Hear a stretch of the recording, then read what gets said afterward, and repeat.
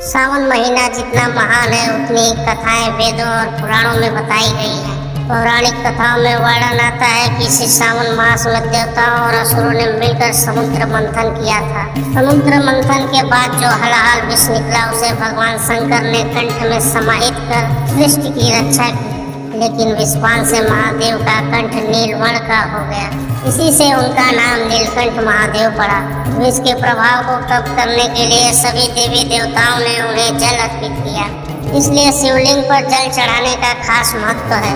यही वजह है कि श्रावण मास में भोले को जल चढ़ाने से विशेष फल की प्राप्ति होती है। वहीं शिव पुराण में उल्लेख है कि भगवान शिव स्वयं ही जल है, इसलिए जल से उनकी अभिषेक के रूप में आराधना का उत्तम फल है, इसमें कोई संशय नहीं है। एक वर्णन मार्कंडू ऋषि के बारे में है। जब उनके पुत्र मार्कंडेय ने लंबी आयु के लिए सावन माह में एक घोर तप कर शिव की कृपा प्राप्त की थी, इससे मिली मंत्र शक्तियों के सामने मृत्यु के देवता यमराज भी नतमस्तक हो गए थे।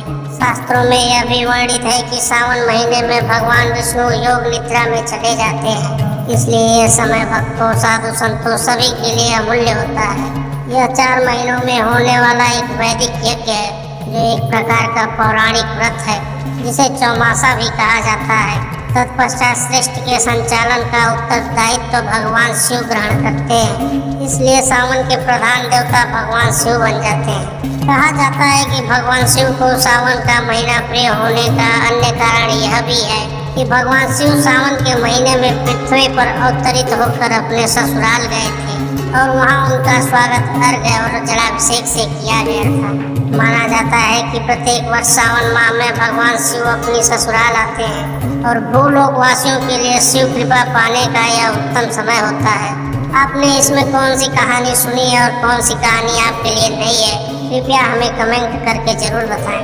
दोस्तों, सावन में हम सबको सोमवार का व्रत रखना चाहिए, लेकिन अगर आप व्रत नहीं रखते हैं तो भी कुछ नियमों का हमें कठोरता से पालन करना चाहिए।